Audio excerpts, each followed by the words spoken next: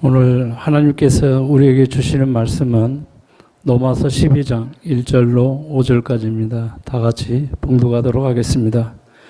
그러므로 형제들아 내가 하나님의 모든 자비하심으로 너희를 권하노니 너희 몸을 하나님이 기뻐하시는 거룩한 산 제사로 드려라. 이는 너희의 드릴 영적 예배니라. 너희는 이 세대를 본받지 말고 오직 마음을 새롭게 함으로 변화하여 받아 하나님의 선하시고 기뻐하시고 온전하신 뜻이 무엇인지 분별하도록 하라. 내게 주신 은혜로 말미암아 너희 중 각 사람에게 말하노니 마땅히 생각할 그 이상의 생각을 품지 말고 오직 하나님께서 각 사람에게 나타나신 믿음의 분량대로 지혜롭게 생각하라. 우리가 한 몸에 많은 지체를 가졌으나 모든 지체가 같은 직분을 가진 것이 아니니 이와 같이 우리 많은 사람이 그리스도인으로서 한 몸이 되어 서로 지체가 되었느니라. 아멘.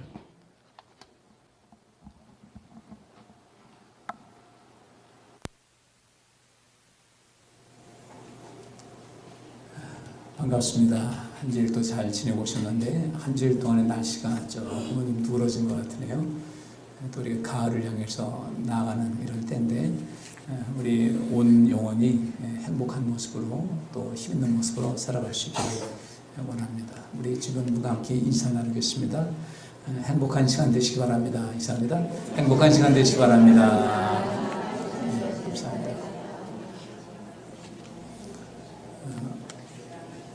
예배하는 자는 신령과 진정으로 예배하라고 했으니까 그러니까 그 예배할 때는 손도 가만히 두시고 아무것도 만지지 말고 될 수 있으면 만지지 마시고 하나님께만 집중해서 우리가 예배할 수 있으면 좋겠습니다. 지난 그저께죠. 이제 8월 15일 광복절을 맞이했는데 80주년을 맞이했습니다. 광복 80주년을 맞이했는데 여전히 그 광복에 대한 어떤 견해차가 있어서 나라도 지금 갈등이 많이 있고, 근데 광복을 했는데 우리가 자유를 얻었는데 실상은 우리 민족의 힘을 가지고 그 광복을 맞이한 것은 아니죠, 그죠? 일본이 전쟁을 벌였고 그 전쟁을 벌인 가운데 일본은 전쟁 벌인 사람들은 이길 수 있다고 하는 어떤 신념 때문에 전쟁을 벌이지 않겠어요. 히틀러가 그랬고요. 그 다음에 무솔리니, 이탈리아의 무솔리니가 그랬고, 그 다음에 일본 역시 마찬가지 그렇게 됐는데, 일본이 그 작은 나라가 어떻게 그 미국을 이길 수 있다고 자신했을까? 그들은 나름대로 많은 정세를 판단했을 겁니다. 그리고 일본이라는 나라가 바다에 있던 섬나라이기 때문에 대양을 벗어서 또 대륙을 꿈꾸는 그런 것은 뭐 누구나 있겠죠. 천재지변이 항상 많이 있고. 근데 이렇게 저렇게 그 계산을 해보니까 될 것 같았던 거예요. 그리고 그 당시 미국보다는 일본이 항공모함이 한 배 이상 많았었고, 항공모함은 떠다니는 공항 아니겠습니까? 공군 기지가 아니겠어요? 이 배는.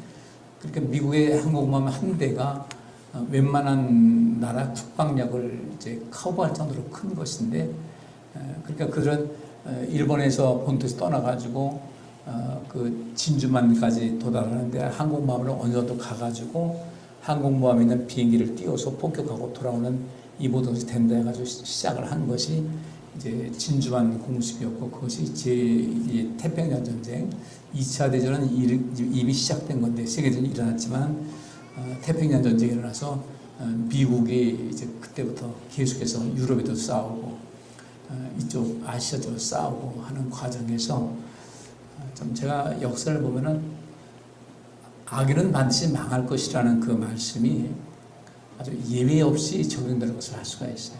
히틀러가 어떤 사람이었어요? 악한 사람이었어요.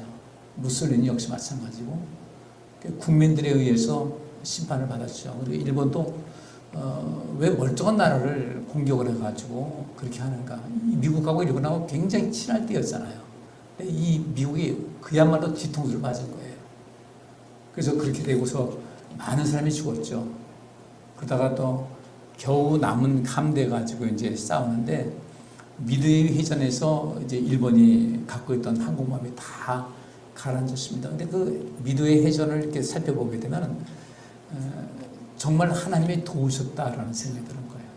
미국이 이길지 일본이 이길지를 모르고 있었고, 지금 미국이 그 당시 레이더 시스템을 갖고 있었고 일본은 그게 없었고, 이 상태에서 일본은 아주 처절한 패배를 맛보게 됩니다. 이 항공모함이 전부 다 바다에 가라앉는 그런 결과를 가져오게 됐고, 그 다음에 이제 계속해서 일본이 버티니까 일본 본토에다가 원자탄 2발 쏴서 이제 무조건 항복이 됐는데, 그 일본이 그렇게 미국에 항복하면서 결국 우리나라가 어떻게 됐어요? 해방이 된 거예요. 우리의 힘으로는 아니었어요. 그래서 우리가 하나님의 은혜에 우선 감사해야 되고, 그 다음에 우리의 힘으로 된 것이 아닌 이런 상황 속에서 우리가 어떻게 인생을 살아가야 되고, 우리가 앞으로 어떻게 해야 될 것인가를 좀 곰곰이 생각해 보셔야 돼요. 다시는 약자의 입장에서 이유 없이 강자라는 사람들한테 침탈당하고 괴로움당하는 일이 없도록 우리가 살아가야 되고요. 일본한테 뺏겼다, 뭐 핑계거리 없습니다. 왜 뺏긴 거예요? 나라가 엉망진창이죠. 뺏긴 거예요. 나라가 힘이 없고 힘을 모아야 되는데 안 되고 하니까 뺏긴 거예요. 그러니까 거기에 대해서 뭐 지금 일본에 대해서 그렇죠. 지금 이 시대에 뭐 여전히 친일 반일 이게 시끄러운데, 뭐 친일이라고 하는 사람들은 뭐 이건 바둑판에 꽃놀이패하고 똑같으죠. 친일을 하면은 뭐 이게 뭐 힘을 주고 하니까. 근데 일본이 그게 패했어요. 패해서 우리나라가 이렇게 됐는데, 근데 그 전에 이제 카이로 회담이라는 것이 있었습니다. 카이로 회담이 있었는데 2차 대전 때 미국의 루즈벨트 대통령, 영국의 처칠, 수상, 그다음에 그 당시 중국이 이제 공산당 되기 전이니까 그 장개석 그 총통 이 세 사람이 굉장히 큰 힘이 있었죠. 그들이 모여서 웬일로 그런 말을 했는지, 이 한반도라는 이 땅, 이 한국이라는 땅이 전쟁이 끝나면 그 나라의 국가를 세워주자고 약속을 한 거예요. 그래서 우리나라 잡고 여기까지 왔습니다. 결국 일본이든 독일이든 이탈리아든 그들이 전쟁을 벌인 그들이 악했어요. 악하니까 하나님께서 그들을 심판을 하시는 겁니다. 우리가 그런 세계 역사를 보면서 여러분들 꼭 선한 모습으로 인생을 살아가시기를 주의 이름으로 축복합니다. 성경이 있잖아요. 악인은 뭐 할 것이다? 악인은 망하리로다. 이 세계대전에서 그들을 통해서 2차 세계대전을 통해서 2,600만 명의 사람이 죽었어요. 군인들은 보다 민간인들이 군인보다 훨씬 더 많이 죽었어요. 군인들은 자기 방어할 수 있지만 민간인들은 방어할 수가 없잖아요. 민간인들은 훨씬 더 많이 죽었어요.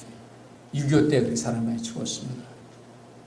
그래서 광고 80주년 맞으면서 참 우리나라가 이제 뭐 서로 다른 생각을 갖고 있는 그런 것이 있다 할지라도 어떻게 하면 미래를 향해서 나갈 것인가를 생각을 해야 될 텐데, 진정한 우리 인생의 광복은 무엇일까 생각해봅니다. 우리의 광복, 우리의 해방은 무엇일까? 성경에도 많이 말씀이 있죠.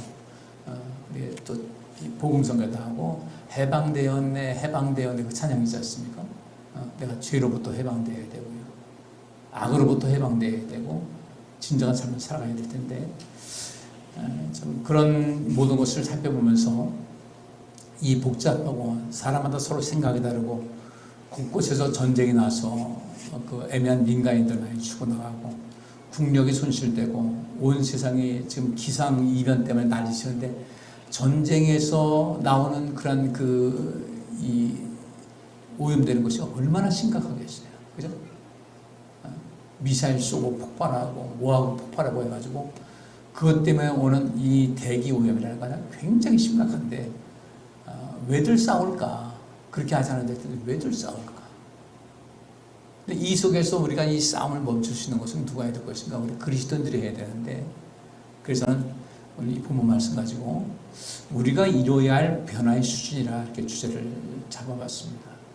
어떻게 우리가 변할 것인가. 그리고 변화해야 된다는 것은 당연한데 어디까지, 어느 수준까지 변화가 해야 될 것인가에 대한 이 말씀을 우리가 살필 필요가 있어요. 결론적으로 말씀드리면 천국 가기에 합당한 그런 기준이 있는데, 그러니까 아무나 교회 나와서 예배드린다고 해서 천국 가는 것이 아니라 천국 갈 수 있는 그런 사람들의 어떤 기준이 분명히 있는데 그 기준만큼은, 그 수준만큼은 변화를 해야 된다는 거예요. 변화가 안 되면 천국에 못 가는 거예요. 오늘 이 변화라는 그 단어 여러분께서 좀 마음에 깊이 두시고, 이 변화라는, 오늘 말씀하고 있는 이 변화라는 단어는 조금 독특한 그런 부분이 있습니다. 그 독특한 부분을 우리가 살피면서 할 거예요. 자, 1절 말씀 보니까요. 그러므로 형제들아, 내가 하나님의 모든 자비하심으로 너희를 권하노니 너희 몸을 하나님이 기뻐하시는 거룩한 산 제사로 드리라. 이는 너희의 드릴 영적 예배니라. 그랬습니다. 너무 잘 아는 내용이에요. 많이 들었어요. 바울이 이 로마에 있는 성도들에게 권고를 합니다. 내가 하나님의 모든 자비하심으로 너희를 권한다. 그러니까 하나님께서는 자비로우신 분이잖아요. 노하기보다는 자비를 베풀기를 좋아하시고 화를 내리기보다는 긍휼을 베푸시기를 기뻐하시는 하나님이신데, 나는 하나님의 자비하심을 내가 경험했습니다. 바울이 하는 얘기인 겁니다. 하나님의 자비하심이 어느 정도인지, 하나님이 얼마만큼 자비로우시고 얼마만큼 사랑이 많으신지 내가 알고 있는데, 나는 그분의 그 사랑과 그분의 자비하심을 가지고 여러분을 권합니다. 이렇게 얘기합니다. 이 바울의 이런 마음보다는 이 마음을 가지고 이 얘기를 하는 것을 보면은 로마 교회가 변화되어야 될 부분이 굉장히 많았다는 거죠. 초기 교회 때 하나님 말씀이 이제 그 어떤 구약 성경만 있었고, 예수님께서 이 땅에 오셔서 이런 그 복음적, 이 구약에 있는 새로운 그 해석을 주시면서 가르침을 주셨는데, 이에 대한 어떤 그 특정한 틀을 아직 만들지 못했던 때였어요. 예수님을 체험했던 사람들, 난 체험한 것 가지고 난 이런 예수입니다, 저는 예수입니다, 그렇게 많이 혼란스러울 때 하나님께서는 이 바울을 3층천, 그 낙원으로 인도해 주셨어요. 들어 올리셔가지고 그 세계를 보여주신 겁니다. 그 세계를 봤던 이 바울은 그 세계를 보고 이 땅에 나와서 모든 생활을 보니까 변화될 것이 너무 많고 우리가 어떻게 신앙생활을 할 것인가를 생각을 하고 또 이 마음을 갖게 됐는데, 안타까운 것이 보통 수준이 아니겠죠. 굉장히 안타까웠을 거예요. 그래서 하나님의 모든 자비하심으로 여러분을 권합니다. 그러면서 여러분의 몸을 하나님이 기뻐하시는 거룩한 산제사로 드리시기 바랍니다. 그랬습니다. 여기서 이 몸이라는 것은 뭘 말하겠어요? 헬라어로 소마라는 단어가 쓰여집니다. 이 소마라는 것은 문자 그대로 몸이에요. 근데 살아있는 사람들, 우리 몸이 있는데 우리 내면에 뭐가 있습니까? 우리 피부 다 있는데 이 몸속에 여러 가지 장기가 있죠. 이 몸은 정말 과학적인, 이런 과학이 없어요. 이런 섬세함, 이런 과학이 없는 것인데, 우리 몸 안에서 이 몸은 어떤 행동을 하든지 어떤 반응을 보이든지 모든 것은 내 안에 있는 어떤 것이 작용해서 이 몸으로 반응을 하게 됩니다. 마음이 편치 않으면 자연히 얼굴이 어떻게 돼요? 얼굴에 있는 그 수많은 근육이 자기 자신도 모르게 변하게 되는 거예요. 암만 억지로 하려고 해도 억지 안 돼요. 그러니까 썩소라고 그러죠. 마음은 편치 않은데 미소를 지을 수밖에 없어요. 근데 입으로는 미소를 짓는데 얼굴 표정은 어때요? 굳어 있는 거예요. 이게 썩소가 무슨 뭐예요? 썩은 미소다 이렇게 되는 거예요. 속일 수가 없어요. 우리 안에 있는 그런 모든 것, 내가 몸으로 행동을 하고 내 몸 안에서 내가 사고하고 감정을 느끼고 어떤 의지를 갖고 모든 거 하는데, 너희 몸을 하나님이 기뻐하시는 거룩한 산 제사로 드린다고 할 땐 정말 중요한 것은 우리 내면의 변화가 필요하다는 겁니다. 그래서 우리가 몸으로 어떤 것을 행한다 할 때, 손으로 뭔 것을 한다고 할 때 얼마나 멋있어요. 우리 몸을 하나님이 기뻐하시는 거룩한 산 제사로 드리려고 하면 우리의 사고방식이 바뀌어야 돼요. 여기서 여기 기뻐하시는, 너희 몸을 하나님이 기뻐하시는 이라고 했는데, 이 기뻐하신다는 것이 하나님 마음에 드는, 하나님을 기쁘시게 하는, 하나님을 기분 좋게 하고 하나님의 만족을 드릴 수 있는 그러한 그 거룩한 산 제물로 드리라는 거예요. 그러니까 우리 삶 자체가 하나님 마음에 드는 모습을 가져야 된다. 하나님을 기쁘시게 하는 그런 삶의 양식이 되어야 된다. 하나님을 기분 좋게 하는, 우리가 어디서 하든지 그런 모든 것을 기분 좋게 해드리고 만족을 누리시는 그런 삶을 살아가야 된다는 겁니다. 근데 이런 그 거룩한 산제사를 이렇게 하나님이 기뻐하시는 거룩한 산제사, 이 거룩하다는 것이 분리나 구별이라는 뜻이 가장 으뜸가는 개념입니다. 하나님께서 내가 너희를 거룩하게 구별했다는 것은 너희를 세상과 분리하고 그들과 구별해서 내가 너희에게 특별한 대우를 해주겠다는 거예요. 내가 너희에게 이 제사장의 직분의 사명을 주겠다. 특별하게 너희에게만 주겠다. 다른 민족들보다 분리하셨어요. 구별하셔서 하나님의 특별한 소유로 삼았어요. 또한 성도의 거룩함이란 하나님께서 거룩하신 분이기 때문에 나도 마찬가지 거룩해야 돼요. 내가 하나님의 아들이다, 하나님의 딸이라 할 때는 거룩하신 하나님과 격을 어느 정도로 맞춰야 된다는 거죠. 레벨을 맞춰야 되는 거예요. 근데 그 레벨을 맞지 않는다? 하나님은 거룩하신 분인데 나는 엉망진창에 안 되는 거죠. 그래서 우리 하나님께서 우리에게 내가 거룩하니까 너도 거룩해라. 그 말씀을 하시는 거예요. 내가 세상과는 분리되고 구별된 이런 상태니까 너희도 그렇게 되라고 주께서 하시는 말씀이죠. 따라서 이 거룩한 모습이라는 것은 하나님의 자녀들이, 하나님의 자녀로서 하나님의 자녀들이 마땅히 실현해야 될 삶의 약속이자 또는 우리의 책임, 의무라고 이렇게 할 수가 있습니다. 근데 여기 본문 말씀 속에서 너희 몸을 하나님이 기뻐하시는 거룩한 산제사라고 드리라고 했는데 이 산제사가 무엇일까? 산제사로 드리라 할 때 산다, 이게 자오라는 단어인데 이 자오라는 데서 이제 조에라는 생명이라는 말이 이어지게 됩니다. 이게 살아있는 이라는 뜻은 문자 그대로 살아있는 것, 사는 것, 그 다음에 회복되는 것, 건강하게 살아가는 것, 그냥 그렇게 인생 그대로 살아가는 것, 또 어떤 사람이나 어떤 것을 위하여 사는 것을 의미합니다. 산 제물이 되라, 산 제사를 드리라, 산 제물이 되라는 건데, 그러면 우리는 어떻게 될 것인가? 우리는 이 세상을 회복시키는 삶을 살아가야 되는 거예요. 그리고 이 세상을 건강하게 살아갈 수 있도록 해야 돼요. 그러면 이 세상을 회복하기 위해서 또 이 세상을 건강하게 하기 위해서 먼저 누가 회복돼야 돼요? 내가 회복돼야 되는 거예요. 근데 우리는 태어나면서 정말 예쁘게 태어났습니다. 태어났는데 살아오면서 이것저것 많은 영향을 받았어요. 분명히 회복될 부분이 있습니다. 몸이든 또 우리 정신세계든 영적인 거든 회복하는 삶을 살아갈 필요가 있다. 오늘 아마 숙제 드리는 거예요. 내가 어느 부분에서 회복을 돼야 될 것인가 좀 보시고요. 그 다음에 건강하게 살아가는 것. 내가 건강하게 살고 사람들에게 건강하게 살아가는 것을 알려주셔야 돼요. 근데 이 모든 것이 이 산 제물로 들어갈 때 결국 내가 살아야 되는 것인데, 근데 이 회복하고 건강하게 살아가는 이런 모든 과정 속에서 문제가 뭐냐면요.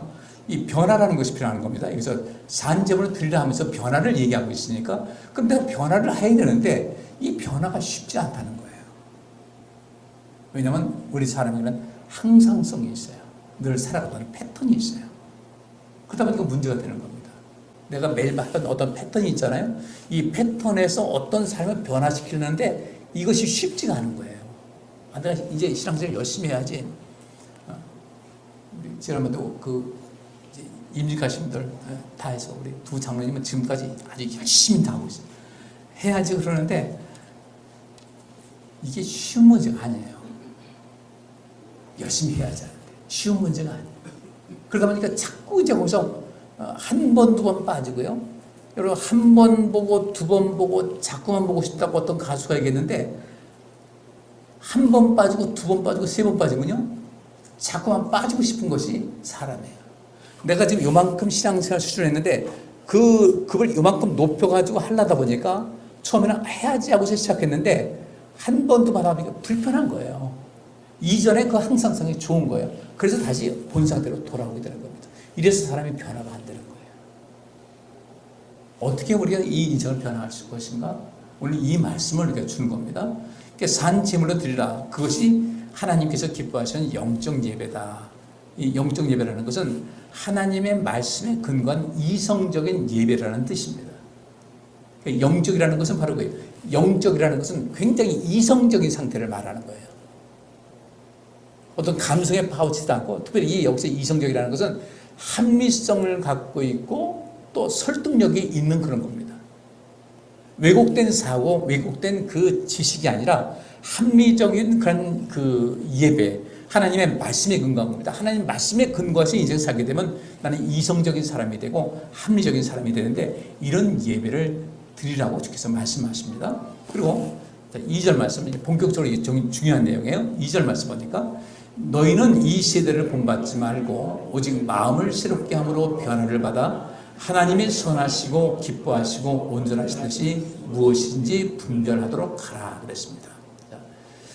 마음을 새롭게 함으로 변화를 받아야 되는데, 변화를 받기 위해서는 일단 우리 경우는 자극에 대해서 방어를 할 수가 있어야 돼요.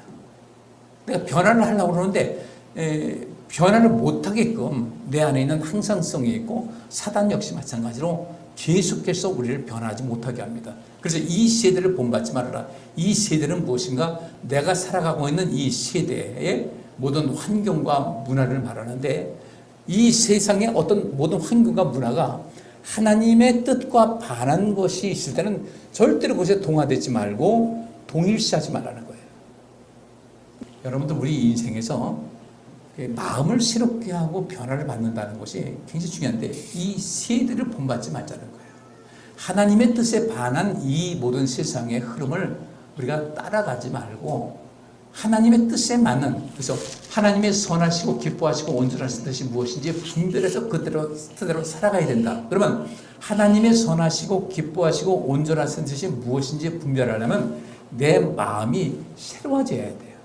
모든 그 사물과 어떤 여러 가지 사건과 여러 가지 일에 대해서 받아들일 때, 이것을 내가 머릿속에 처리를 할 때 하나님의 뜻을 알게 되면 그것을 잘 처리하게 되고, 판단도 잘 되고 분별도 되고 결정도 잘 할 수가 있는데, 이것이 혼돈되어 있으면 내 인생 모든 판단은 흐려지는 거예요.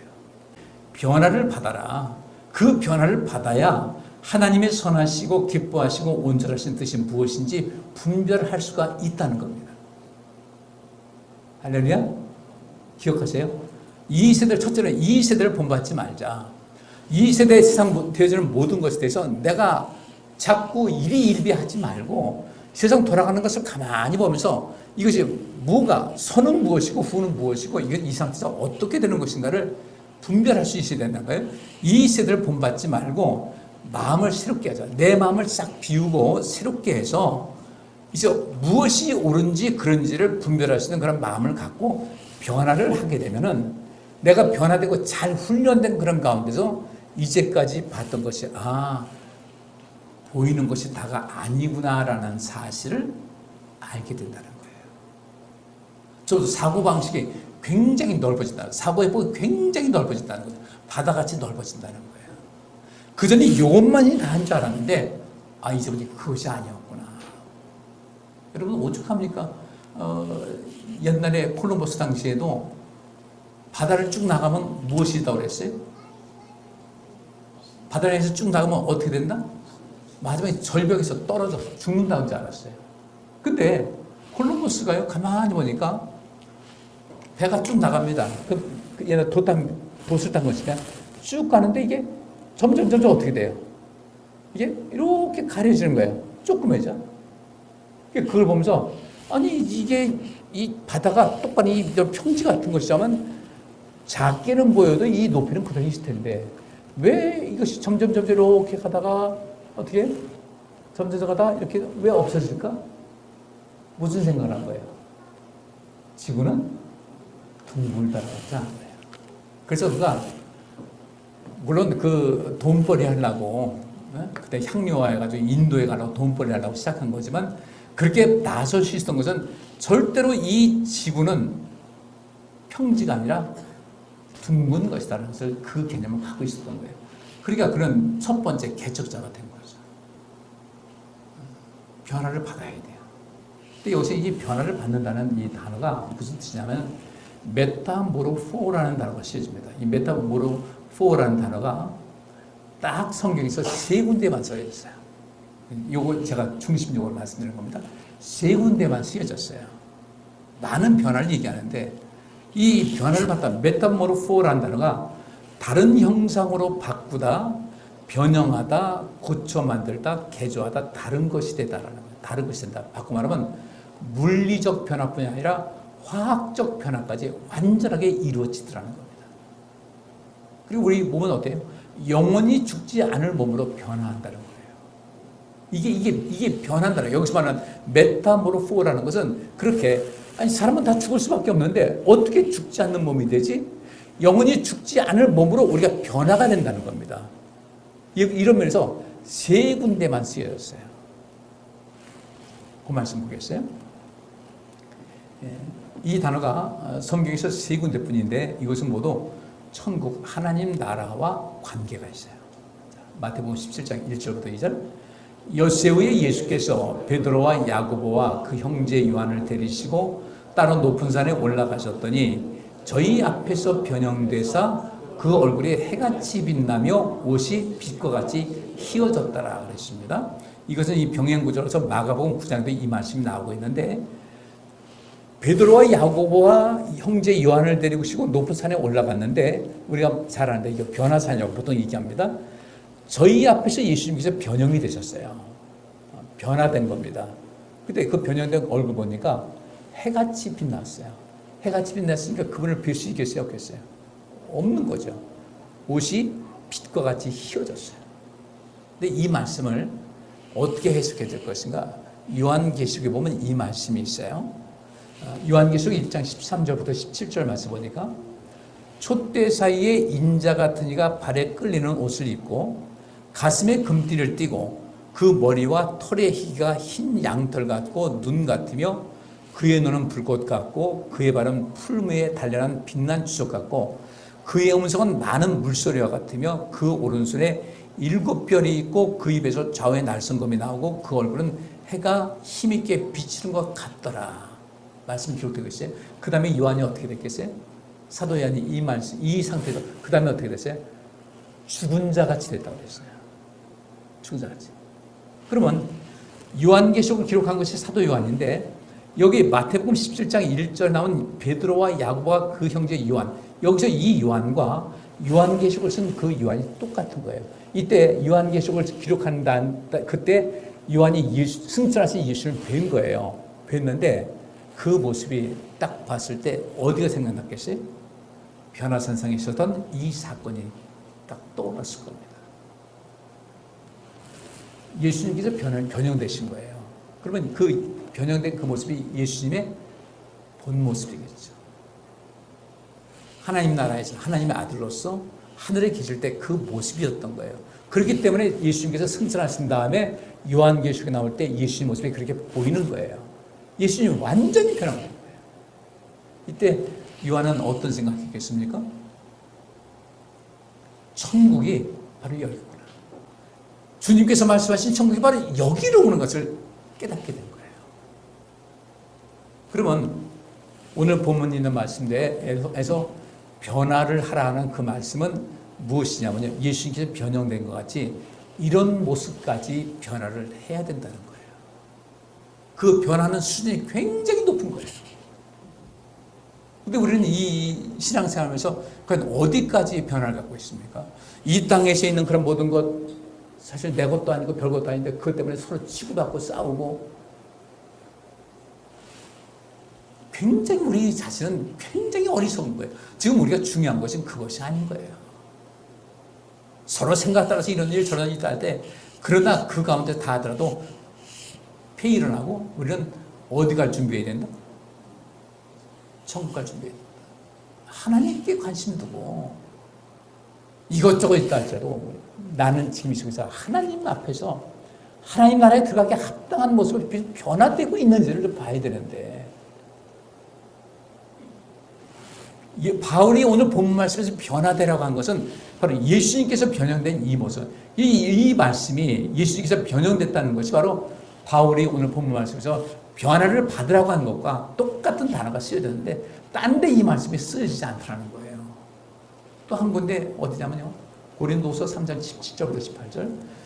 주는 영이시니 주의 영이 계신 곳에는 자유함이 있느니라. 우리가 다 수건을 벗은 얼굴로 거울을 보는 것 같이 주의 영광을 보매 저와 같은 형상으로 화하여 영광으로 영광에 이르니 곧 주의 영으로 말미암음이니라. 아멘.